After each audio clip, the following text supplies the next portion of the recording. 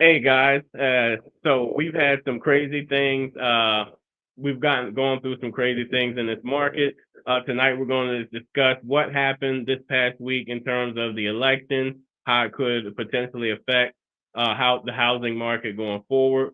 The Federal Reserve met the day after the election, so they met on Wednesday and Thursday, and we saw interest rates cut on Thursday. We're also going to dig into how you can prepare. How does this affect the market? What can we do to get us prepared no matter what comes in the real estate market, right? If you're new to the channel and you're just joining, give me a thumbs up, like, share, subscribe, do all those great things. If you have questions, drop them in the chat because I'll discuss the topic as we're going along, but I'll also answer your questions as it pertains to what we've seen, what's going on in the housing market.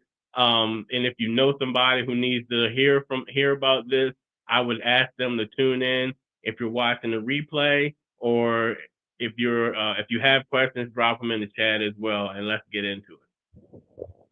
So on Thursday, we have gotten a new president, and what we have to understand is, and I've spoken about this in previous videos, that the president typically does not affect the housing market. We actually had two presidential people who had the opportunity to make some changes in what they were going for, and they act neither. Well, Vice President Harris, her thing was she was going to give a $25,000 credit to first-time home buyers, as well as she was going to try to put in place more credit for the affordable housing. Right? We spoke about that.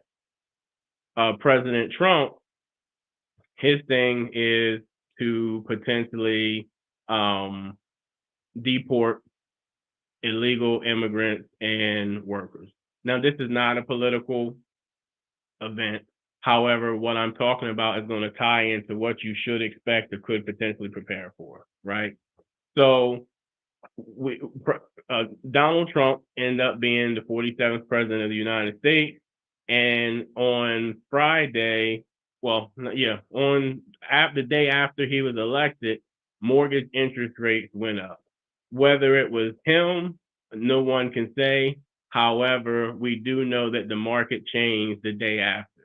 However, a couple of days after he was elected and the smoke cleared, we saw interest rates decline. So over the last 2 or 3 days, interest rates have decreased, not significantly to where it would take it from a 7.5 to a 7.25 or to a 7, but what it would cost for a buyer to come to closing, as opposed to them paying $2,500 in discount points. Now they may only have to pay $2,000, $1,500. So the market has adjusted.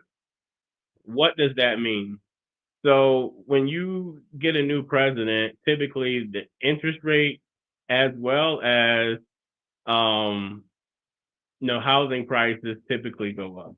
However, no one has ever seen this market, right? We've never seen the market the way it is, where interest rates are still up and housing prices are up as well. With that being said, what I do think we may see is a correction in the market, and that could be housing prices going down and stabilizing, as well as interest rates staying where they are. If interest rates stay where they are and housing prices go down, there's probably going to be more people to jump into the real estate market, right? Also, if interest rates go down and housing prices stay where they're at, there's potentially going to see more people into the market. Do I think that President Trump has the ability to affect both portions of the market? I do not. Does he have any control over housing? He does not. Does his practices of what he's looking to do affect any kind of market in terms of inflation, the jobs market, how businesses operate, I do think so. I think so. I think that the stock market is going off of speculation of changes that he's going to make. And changes that he's going to make allow for the stock market to be the highest it was, I believe, in all year.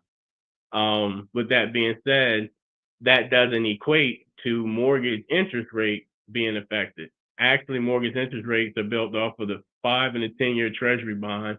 Treasury bonds increased. That's why we saw a spike in the mortgage rate. On Friday, we saw a dip, and as you left and the market closed, we saw dips in interest rates. So, we're in an economy where things are getting better. We have a change of the guard, and we don't really know what to expect pertaining to what he has in terms of incentives. What I do know is during his campaign, he never once mentioned anything about housing. He never mentioned anything about providing any type of credit for housing. And, so do I think anything's going to change because of him and housing and homeownership? I don't think so.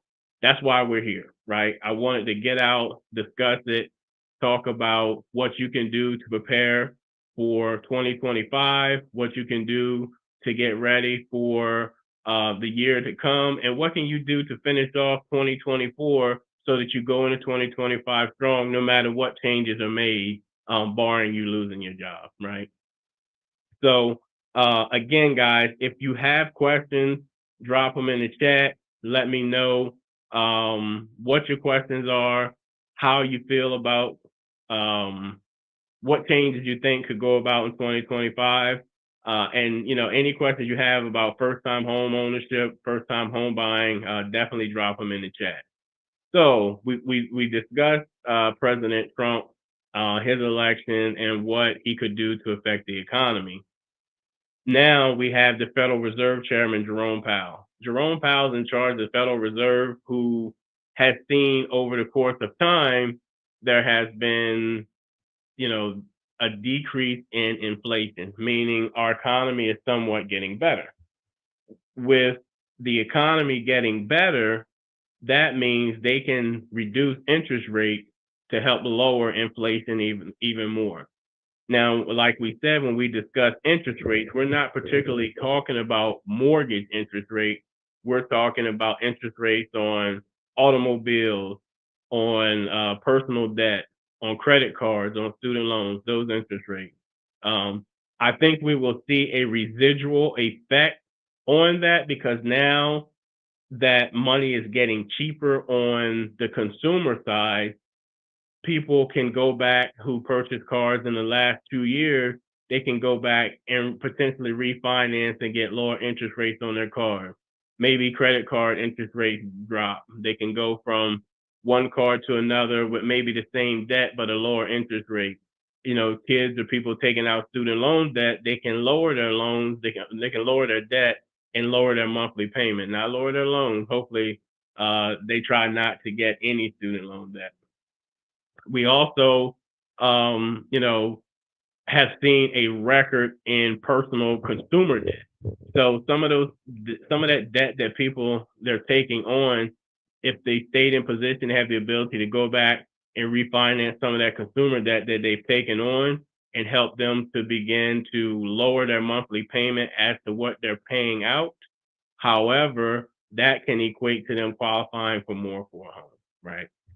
So what I say is what you need to do in the rest of 2024. I mean, if you're listening, if your goal is to purchase a home and you're listening to me right now, what I'm going to say is look at your budget. Look at your budget and really buckle down and see what is important to you. Like, what is important to you and your family? Is going on vacation, having the newest and latest gear, toys for your kids, the latest cars, a lot of things that are going to impress other people, but create debt for you. Is that more important to you than maybe saving so you can have money for a home, for down payment assistance, for down payment and closing costs. Like really look at your budget, right? Look at your budget and make sure you are in a position to save because you're going to have to. I seriously doubt that the current or the new administration coming in is going to do anything in terms of housing, credit, and so you still need to prepare for yourself. But fret not. There's still a ton of programs out there for people who are first-time home buyers in general that can take advantage of some of the money that's out there already that you can use to purchase towards a home. In this market right now, we're seeing in most areas, we're seeing more listings on the market than we've previously seen. We've also still seeing interest rates a little bit higher than they normally were this time. Well, about the same as they were this time last year, even though we had a decrease in interest rates. So I think if it went the other way, we still were going to see the same thing. We were going to see housing prices remain the same, and unless Vice President Harris won the Senate and Congress, I don't think that she could pass the $25,000 first-time home buyer credit that she was wanting to get. The same with President Joe Biden. He wanted it. He could never get it. And the home buyers credit and affordable housing is not anything that the new president-elect Donald Trump is going to or has even mentioned. So what you want to do is you want to prepare. First things first is look at your budget. What can we cut to start saving more money? What can we do to start to earn more money? Putting away money, saving money, and have money available for the housing market is key. You're going to need it. Waiting the market out to see what happens. We may not see any residual effect as to the new administration for a year. Let's just take it right now. It's November of 2024. The new president doesn't even take office until January 20th or January 21st.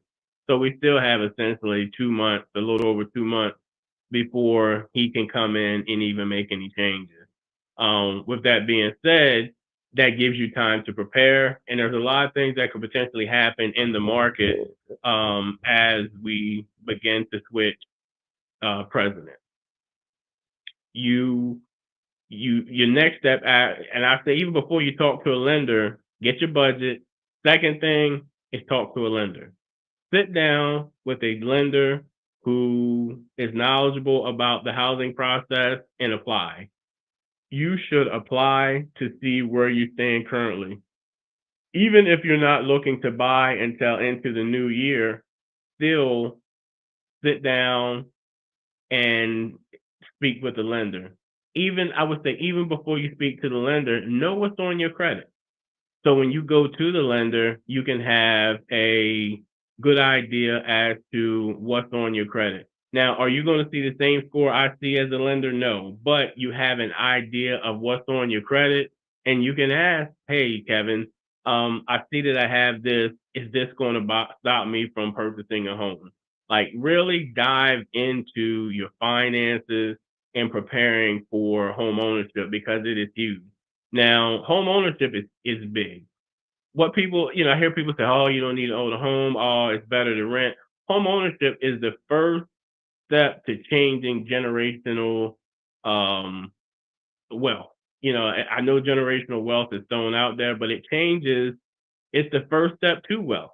It's your biggest asset that you have the ability to leverage to take you to the next level. I'm a strong proponent person of home. Do I think everybody deserves a home? Yes. Will everybody own a home? Likelihood not, because there are things that you have to change within your finances to become a homeowner. Home ownership is not for the weak at heart. It's not for the faint at heart, and the process is very tedious. And yes, you see people popping bottles on YouTube, TikTok, Facebook. Oh, this was smooth. It was seamless. It is if you and your finances are smooth and seamless. See, what you got to understand is when you come to a lender and you know that your finances are jacked up, you can't expect a smooth process. However, if you follow the guidance of the lender to put things in place to help you make it a smoother transition, that's where you begin to win. Now, there's still going to be some hiccups, right? There's going to be some hiccups that you're going to run into that will that may hinder your buying process, but there's always a way to potentially overcome, right? So what you need to do is if you talk to the lender now, you set up an appointment and you get a game plan and you follow and execute on that game plan, that helps your process become smoother. So sometimes people, I see people complain um, and talk about the housing process and how their process was with their lender, and they blame their lender, they blame their realtor. But if you really dig into it and at the end of the day look where your finances or your credit or your financial situation in place to make it a smooth process. It's not always going to be easy, and it's not always going to be a smooth process, but if you follow and execute on a game plan, it makes it smoother. Because think about it. I had someone to say, hey, I'm bringing $20,000 to closing. And I said, that's a lot of money and that's great. So, they were like, well, I don't want to lose this money. And we're saying, hey, we're bringing $280,000 to closing. We don't want to lose this money or you lose this money. So we want to make sure we're partnering with someone who has the ability to continue to pay and has a history of paying bills on time. And that's what makes it tedious. Now, I'm going to guide you through the process. You may get mad at me as we go along because I'm going to make sure we have everything we need and I'm going to ask a ton of questions. And I'm asking that so I have a clear picture and a clear path on how to get you to home ownership. So what I'm saying is, the Federal Reserve meets again in December. There could potentially be one more interest rate drop as we go along, right? It's not necessarily mortgage interest rate. It's interest rates dealing with consumer debt and consumer spending. Get yourself in position and be able to at least refinance some of that debt that you took on during the housing process, during the time where things were lean and we saw inflation, and get yourself in position to free up more cash and more capital so you can become a homeowner. Hopefully that helped, guys. The next thing is I want to hear from you. If you're out there watching, you have a question pertaining to home ownership, pertaining to what's going on, any questions on who was elected, who wasn't elected, could potentially affect the market. If you're in a deal now, drop your questions in the chat, drop your questions so I can answer them for you. And if one thing that doesn't get talked about is, potentially refinancing is a way to reset your finances. So if someone's on here that is currently a homeowner and they're in a bunch of consumer debt and they're trying to figure out how to get out of it, using your equity from your home is potentially a way to, to decrease your debt by refinancing and paying off some of the debt that you currently have.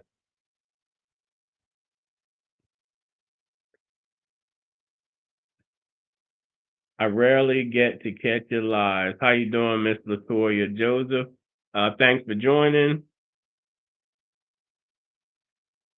And McCole, hey Kevin, hope all is well. Happy Saturday. Happy Saturday to you as well. Again, guys, talk back to me. Talk to me. Ask me any questions you have pertaining to home ownership. I've got a couple questions. Who out here is in the market to purchase a home in, by the end of the year, or are you looking towards next year to begin purchasing a home? If you're watching the replay, drop it in the comment section so I can take a look at it. And while the questions start to come in, I've got a few items to go over. So if you're new to the channel and you have, or you're a family member of the channel, you've been joining, I appreciate you. Thank you.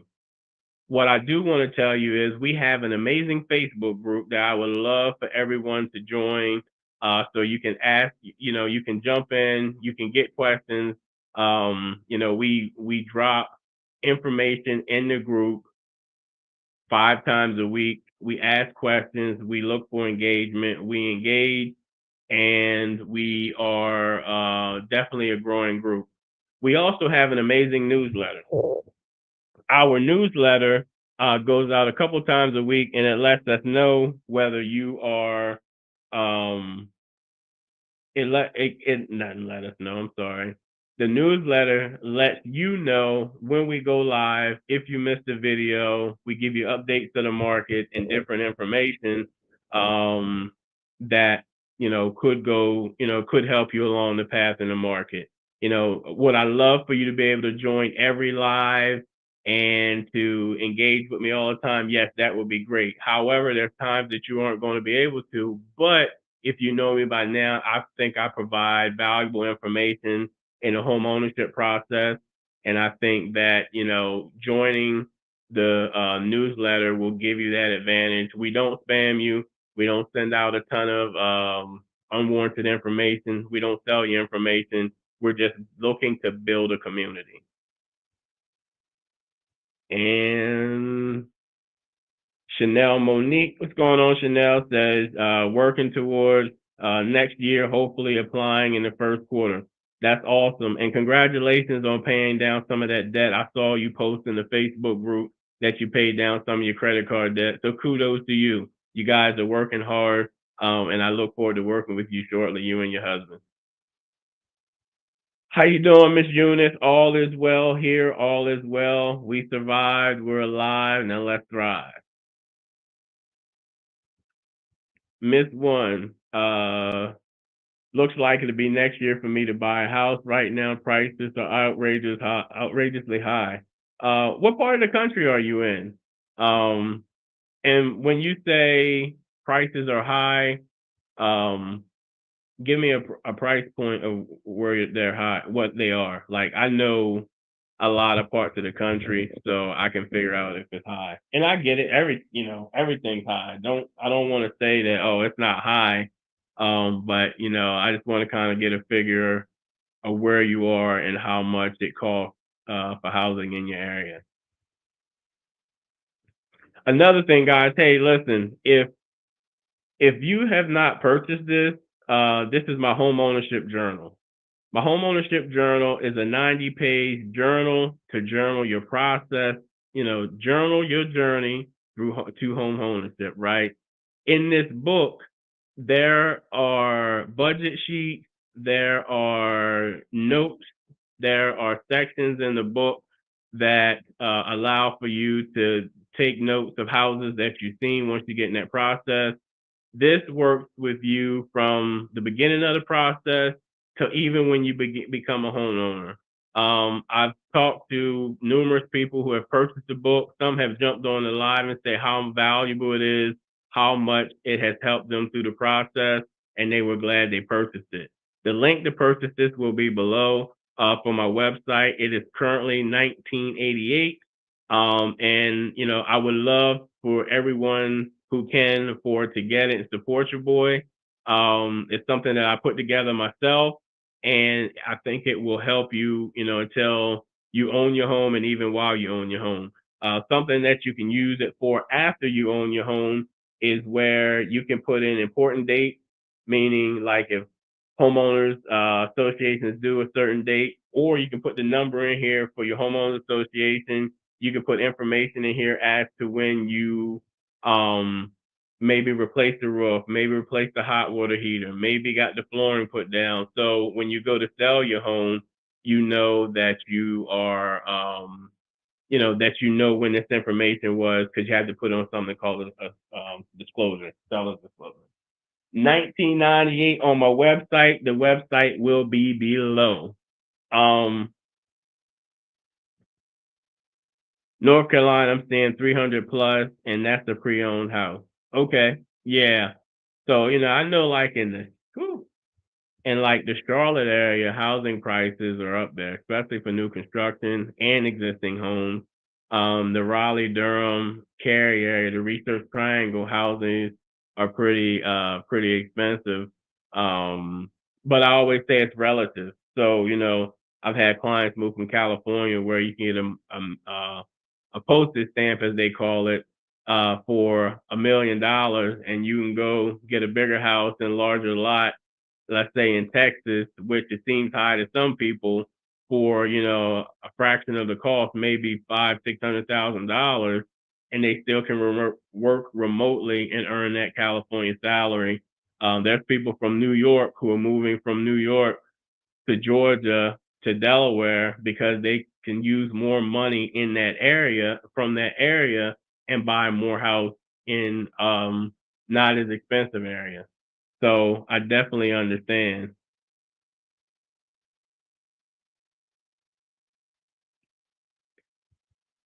Glenda B, it says, I need to purchase a home. I need to purchase a home by October next year. I've talked to you in the past. Can you refer a realtor? Yes, I can. And I remember you, Glenda. So let's grab a call this coming week, and I can see. Sounds like you might have re-signed your lease. So yeah, we definitely can get together. Uh, and Miss One says I'm looking for a new build.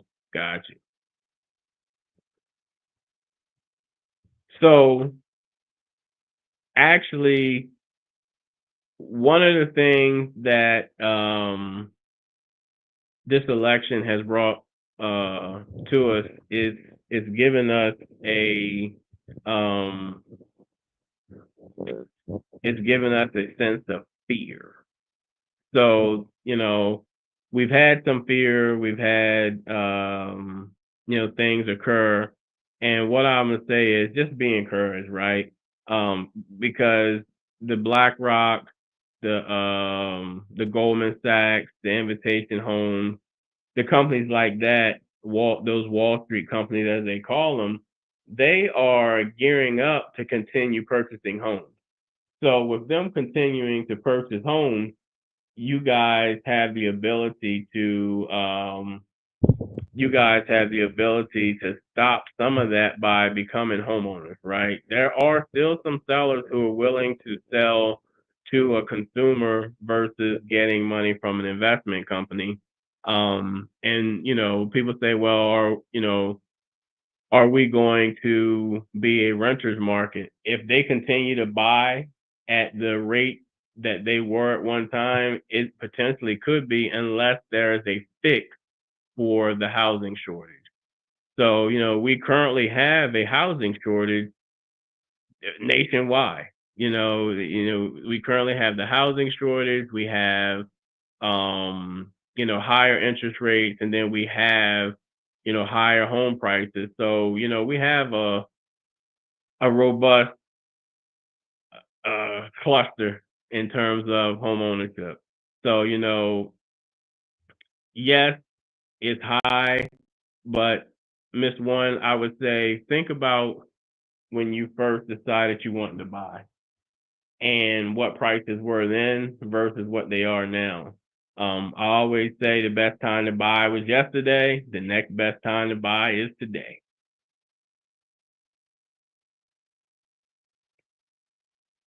I'm going to order your book. My husband and I have consulted with a few bankers. Things look okay, but my husband and I decided to wait and pay things off. Okay, we appreciate it. Um, yep. So, Miss Eunice, I would love to talk to you and your husband and see how I can help. Um, the link, if you guys would like a consultation with me, the link will be below. You'll be able to reach out to me, get on my calendar. We do a Zoom call, preferably, and kind of talk about your situation, and then get you to apply and see what things we need to do. The other thing is, guys, I have written a book. So I've been doing this for 9 years, been in real estate for 20 years this month, right? And one of the biggest issues that people have in their fear of purchasing a home outside of prices is student loan debt. So right now, I've written a book called Student Debt Loan No Problem: How to Successfully Secure a Mortgage with Student Loan Debt. In this book, it will give you steps on how to prepare your student loan situation so that you can become a homeowner. It will give you information that you need on the home ownership process, as well as on the student loan process, as how we look at student loans in terms of having to carry them, what programs allow you to use what type of payment plan and such. In this book, I wrote it simply because there's millions of people who could benefit from it because they have a ton of student loan debt. It's probably even more pertinent and valuable and timely now because they've blocked President Joe Biden from being able to forgive as much student loan debt as he has. And then there's people who have student loan debt that have an opportunity to potentially forgive it, and they didn't take advantage of it, and they still have it. I don't think the current administration is going to do anything about forgiving student loan debt, so it's there. So barring you getting it forgiven for working for a public service, I think you need to get this book so it can help you understand what you need to do to position yourself with your student loan debt. This too will, my link will be below for this book and the journal. We're taking pre-orders on the book now. If you order, based off of this video, the book will start being released around the 20th or the 24th of November. But if you have student loan debt and know somebody has student loan debt, this would be a great Christmas present for them. So the link will be below, and I look forward to seeing how many of you guys have success stories from this book as well. Speaking of student loan debt, let's get it, Chanel. It says, speaking of student loans, my next payment isn't until May of 25. If we were to receive a pre-approval letter before then, would my payment be used, or would a percentage of it be used? Total percentage be used? So when it comes to student loan debt, depending on the program, if it's deferred for FHA, then FHA, VA, USDA, then we have to use a percentage of what the actual student loan debt is. So if you have $100,000 student loan debt, and you're doing FHA, VA, or USDA, we're going to use 0.5% because it's deferred, which instead of it being $1,000 like it would be on a conventional loan, it's going to be a $500 payment that we have to count. Now, May of 2025, if we know what your payment is and you don't buy until May of 2025, then we could potentially use what that payment is. But we look to see, hey, is this payment less than what the 0.5% would be? And that's how we determine what we need to use. But just know that whether your student loan debt is deferred, in forbearance, zero payment on an income-based repayment plan, or something like that, you're still going to have to use some sort of percentage, because us as lenders say, hey, and FHA and the people who guarantee your loan say, hey, there's not likely that it's going to be 30 years that you don't pay anything on your student loan debt. So we have to account for something to make sure that that is included. If it's forgiven, then that's at some point in that process, that's fine. But if it's not forgiven, you're going to be paying some sort of payment, and they want to make sure you can afford that as well as the house.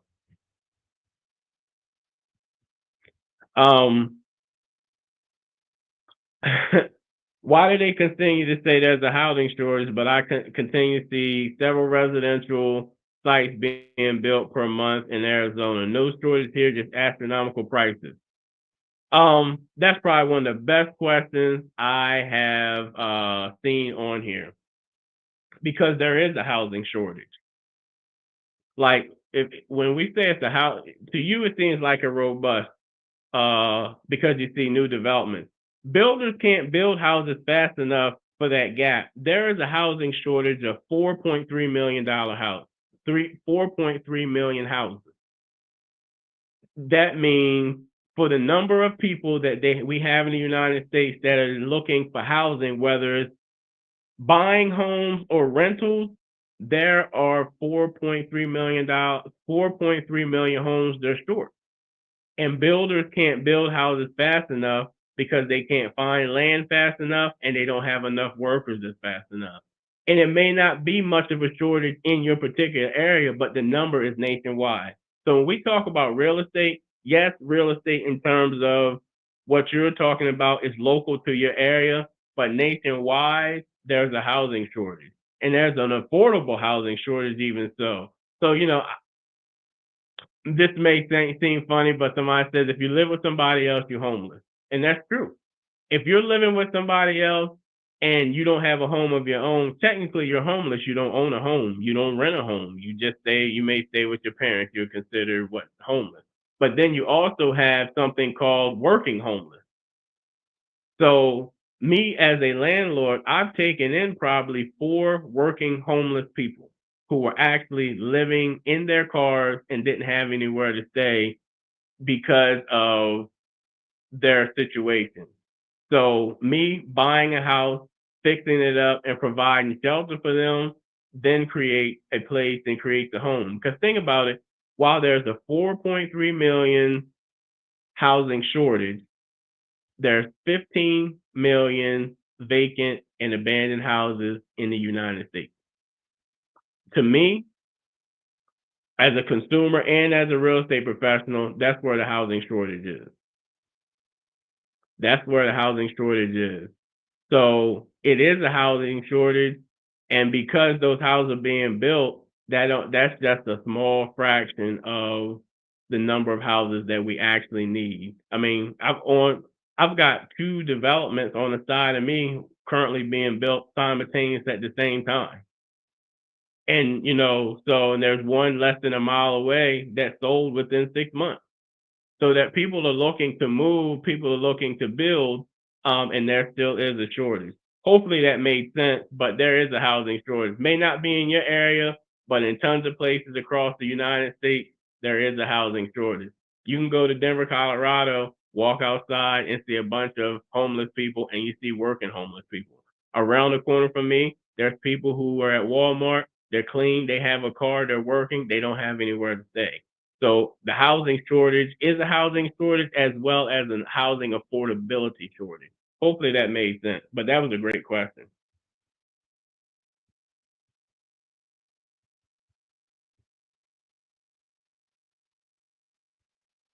Hey, Shannon, that's great. I wasn't going to mention that on the live, but that's a great statement.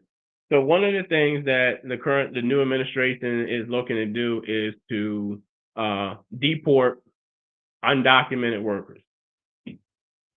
If you go to any housing site or you get repairs done to your house, most of the workers are illegal immigrants who don't have the proper paperwork. And what happens is they work for less than what us in the United States do, right? United States, as Americans, we have a ton of labor unions, pipe fitters, and things that allow for pricing to be higher. So right now, if building a house is expensive, imagine having to increase the labor prices, which doesn't get eaten up by the general contractor, it gets passed on to the consumer. And that will then take a potentially $500,000 house that you're looking at to, let's say, $650,000. Like, because you're adding in a ton of labor because it's higher cost. Let's look at the job site. If we deport everybody and undocumented workers leave those sites, we're going to be in a pickle because we don't necessarily have people who want to work for that wage. So getting rid of undocumented workers and deporting people will have a huge effect on the housing market. Housing prices will skyrocket. I'm going to tell you why. Because now, let's say Miss One is looking to buy a new construction house. If the new construction house skyrockets from 300,000 to 450,000, that's way out that she even wants to be in. So now, instead of her looking at a new construction house, she's going to look at one that's currently on the market. The people that are looking for new construction who really and still want to move are going to look at existing homes, and then that creates a bidding war and things begin to rise on the real estate side. That was a great point, Shannon. I thought about it and I said, no, I'm not going to talk about it, but I'm glad you brought it up.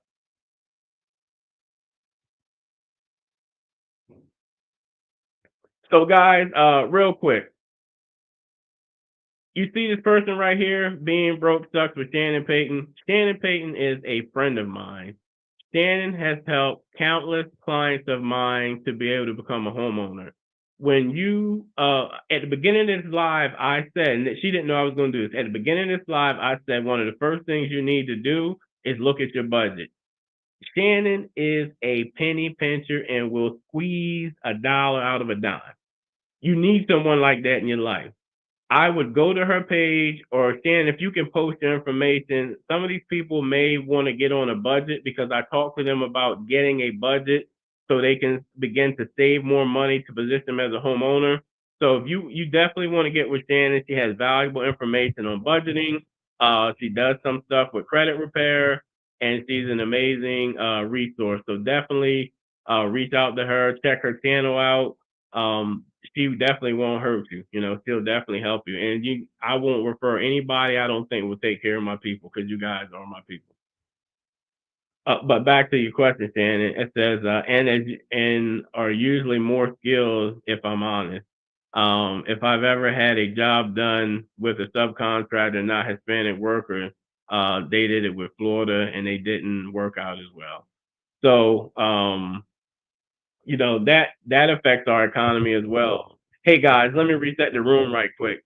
So if you're watching the replay and you have questions pertaining to home ownership, drop them below. If you're new to the channel, do me a huge favor and hit the subscribe button. I appreciate it. It helps me get notifications out to you guys to know when I'm going live.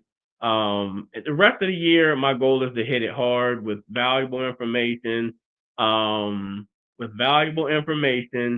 I can help you. On a side note, I have a mission that I want to do. It's something I've been thinking about and wanting to try for a while.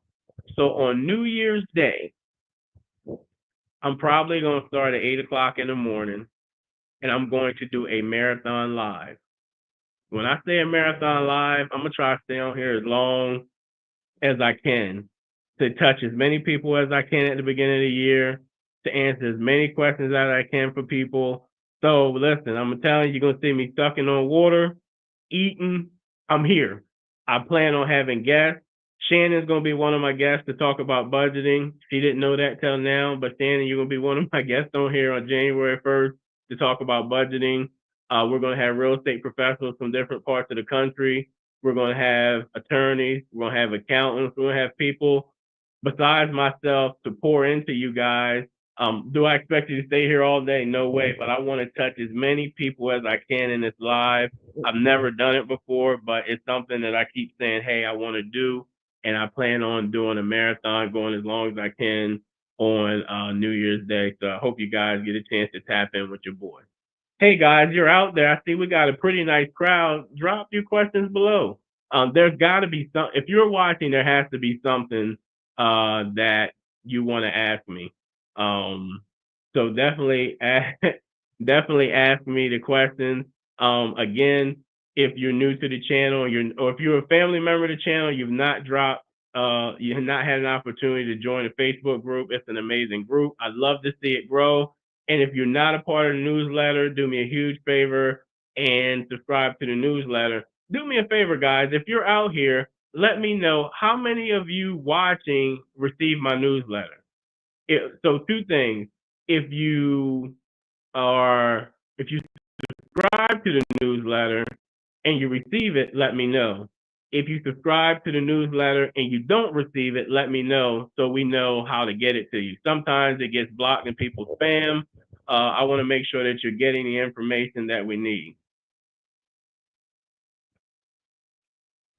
It's that Chanel says, is it all right to change my bank? Ally has a lot of benefits that I think will be better for me and my current bank than my current bank. So no, it will not. Changing banks at this juncture does not affect your ability to qualify.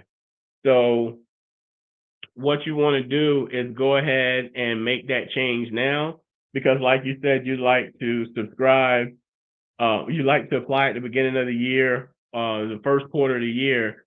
We're going to ask for the most recent 60 days of bank statements. Yes, you could give us the Ally if it was in December and we asked for January as well, and write us a letter of explanation saying, hey, I switched banks because of this. However, if not, you can go ahead and make that change. So when we ask for the bank statements, then we'll know.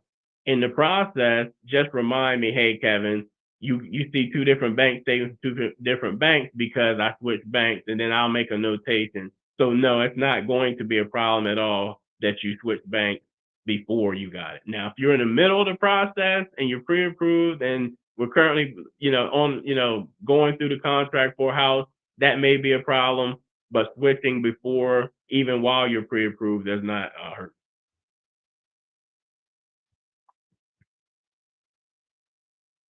Will your credit score help with purchasing a home? Could it help decrease prices or monthly payments? So credit score helps with purchasing a home. The only way it typically helps with monthly payments is if you have the ability to get slightly lower interest rate. So if you come to me with a 580 credit score, you're probably not going to get the best rates and terms, right? You also, if you come to me with a 700 credit score, but you don't have any money and you have high debt income ratio, you're probably not going to get the best rates and terms. And that's just not a me thing. That's the way it is. So when people are looking at getting lower payments or getting the best terms, there's really 21 components to it. But the three major ones is, do you have a good credit score, your debt to income ratio, and I always refer to assets. So that's cash, or it could be 401k, IRA, stock, bonds, something that you can turn into liquid cash and to be able to purchase. Insurance, UIL, so different things and such. So, having a decent credit score does help in the process, but it also depends on the program. If you are doing a FHA 203k, the interest rate's going to be slightly higher than if you did regular FHA. If you're using a down payment assistance program to purchase your home and they select the interest rate, if the minimum credit score is 640 and I have a 640 and you've got a 740 and we're using the same down payment assistance program and they select the rate, it doesn't matter. What you can do is still, continue working on your debt income ratio and also working on your assets, having money, being able to put a little bit more money towards, the discount points to get a lower rate makes sense. But we go through all of that. I go through all that in my consultations with buyers so they can get an understanding. But it does help. It does help some, not as much as people say. It would, but it does help.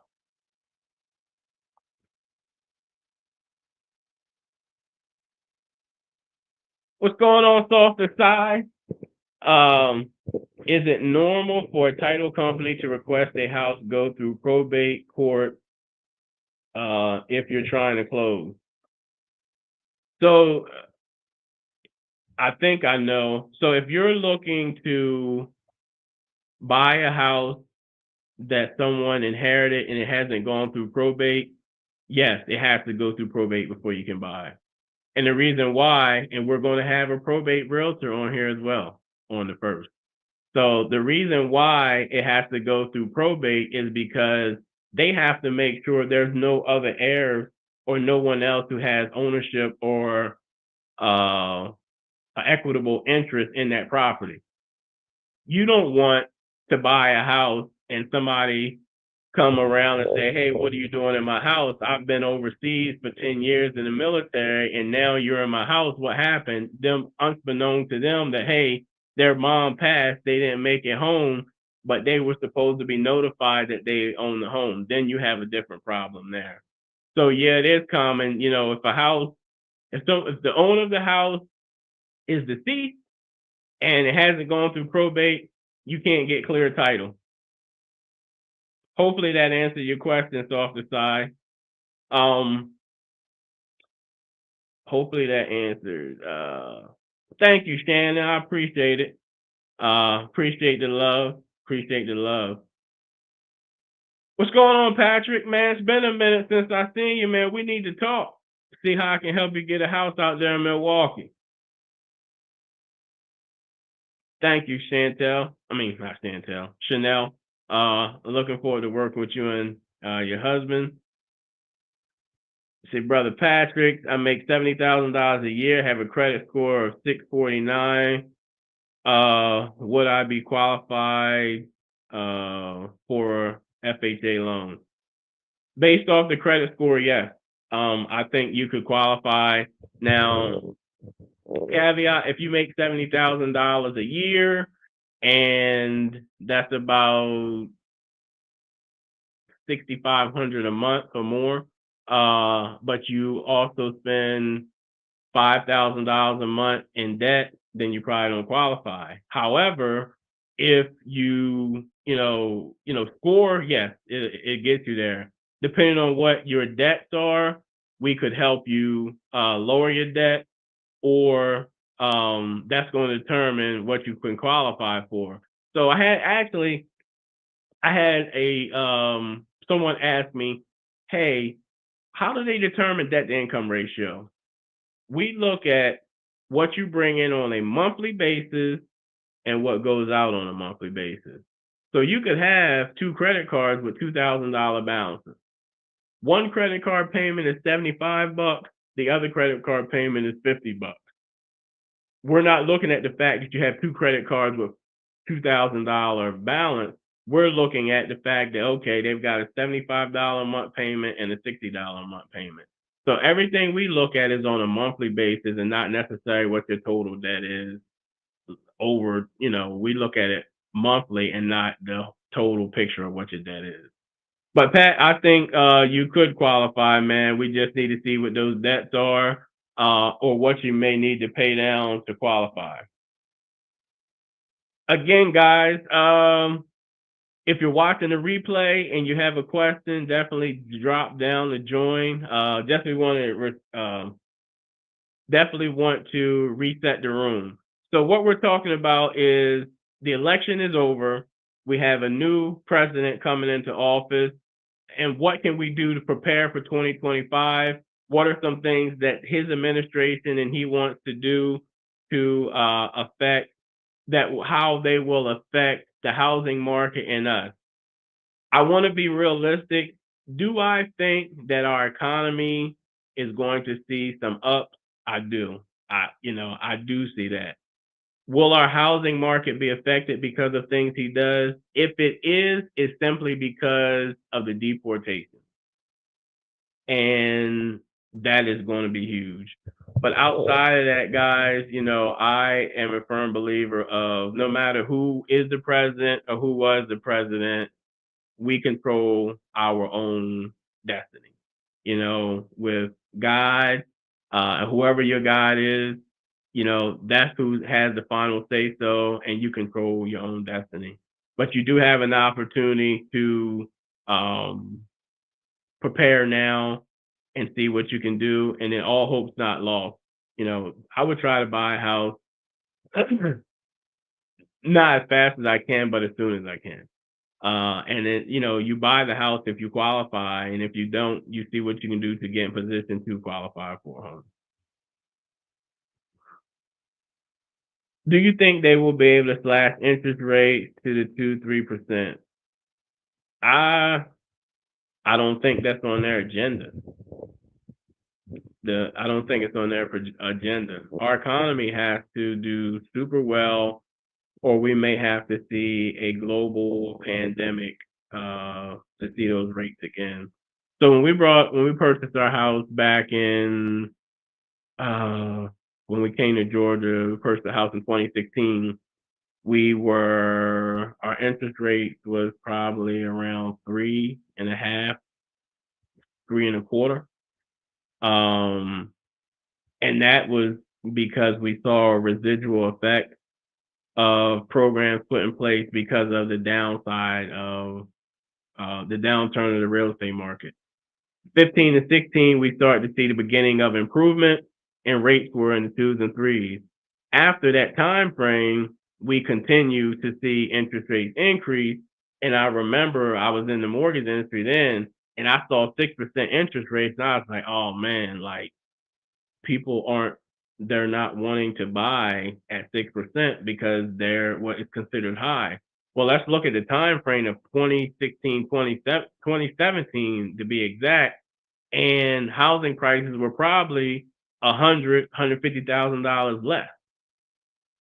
So with all of that, like there was once we got the clear of the real estate market increasing and out of the funk that we were in from 2008 on, then we saw interest rates rise. As President Obama came into office, when he left, interest rates were still around the 3.75, they were around 3.5%, during that time frame. Of course, the real estate market started blooming and got better, and then we, changed administrations. And as the new president came in, he still had great interest rates. And just so happened, a global pandemic happened, and we saw historic lows in interest rates. So during both times that we saw historic lows in interest rates, there was something major that happened. There was a recession, and then there was a global pandemic. Unless we see one of those two things, and I don't believe we're in a recession, we're just in a high inflated market because of the global pandemic. I could go down a rabbit hole of what I think about those things, but I won't. However, I do not think we'll get in the 2s and 3s. Do I think we may see 4s and 5s? That's very likely, but I think it'll be over time, maybe late 2025, maybe 2026. Good question, Shan. Miss One, yeah, be optimistic. Like, listen, even though this is what I do for a living, I do feel your pain. I feel your pain in terms of how you feel pertaining to, is this American dream really the American dream, or is it American nightmare? And what I find is people can afford things. You just have to change your living, your lifestyle. For me, I think it's important to leave something for my kids. Leave something for my nieces and nephews. Leave something for everybody else that's a Jefferson that comes behind me. That's important to me. Is it worth, taking I don't buy everything I want. I don't get everything I want. Like, there's so many things that I would want to buy, but I don't, because I think those buying houses and doing things are more important. But be optimistic. You can definitely afford it. If you talk to a lender, just remember, no lender is going to lend you something that they have to take back from you. It doesn't make sense. So you can afford it. You just have to change your mindset. A lot of times I consult with people and they say, hey, Kevin, I don't want to spend this money because I've got a lifestyle I want to live. I want to go shopping. I want to go on trips. I want to have the nice car. If you can't afford all, then you probably live in your car. Like, you have to figure out what you can and can't do, or what you're willing to do. The other thing is, I will say that as long as you live, you have to pay for where you live. As long as you're living, you have to pay for where you live. And rental prices, while in some parts of the country they have gone down a little bit, even if it's a recession, I've never seen rental prices drop significantly. I've seen them increase because now less people own homes, and they can, or they lost their home and they have to move into a rental situation. So, guys, listen, if anything comes out of this, I say just pay, it's worth the sacrifice at some point. I'm not saying to get in a ton of debt, but I am saying strongly consider home ownership, because there's a reason why billion and trillion-dollar companies are buying real estate. Bill Gates buys real estate. Warren Buffett buys real estate. Jeff Bezos, real estate. Elon Musk, real estate. They're buying real estate for a reason. They've got more money than they'll ever be able to spend in their lifetime and their whole family's lifetime, and they're still buying real estate for a reason, because it matters. And if not anything, for the amazing tax breaks you get for owning real estate. That's what I thought. I didn't think you would just decide to cut rates. I always understood it'd be based on stocks and inflation. Yep, stocks, inflation, the job market, the actual real estate market. So many things that factor into the home ownership process.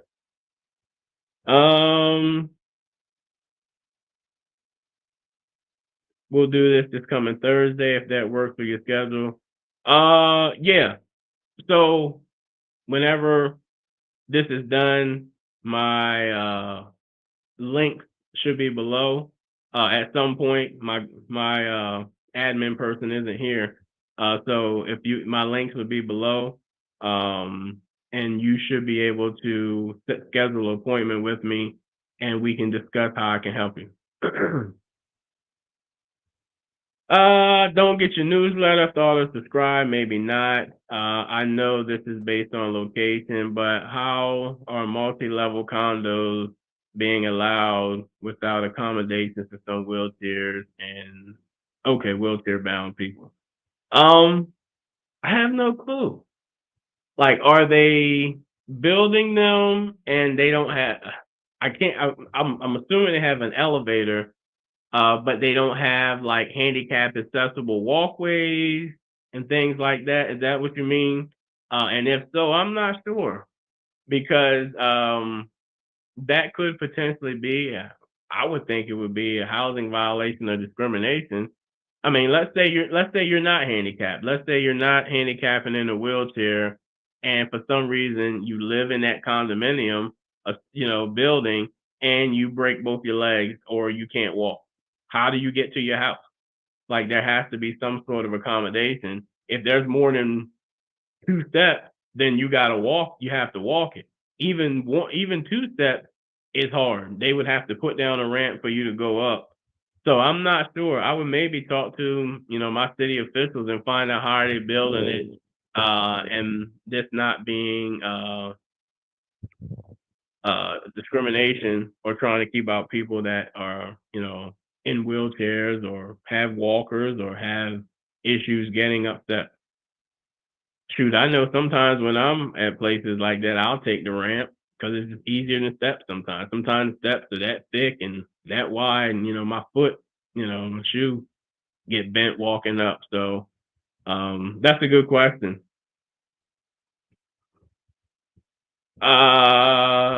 Yeah, when third degree, when you get a chance, the link will be below here.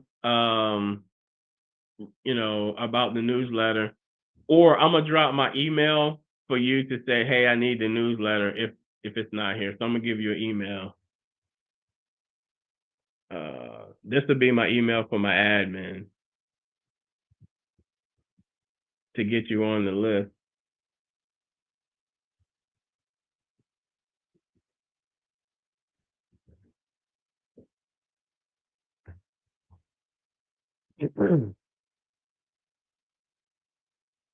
Oh, okay. You said it's difficult to find new builds for townhomes and condos for disabled parents. Oh yeah, that's crazy. I would ask the person there. Um I would ask them there, like, how do you expect for someone to be accommodated without that? Uh so okay. So here, like in the Atlanta market, and I've seen some out in Texas, they have options where you can get a 3-level townhouse, and well, not options. They're 3-level townhouses, and you have the option to be able to get an elevator put into your house so that you can get from that first floor to the top floor. Because sometimes the garage is the entry level, and then you come out of the garage and you can either take steps or get on the elevator and go up to your bedroom, which is on the top floor.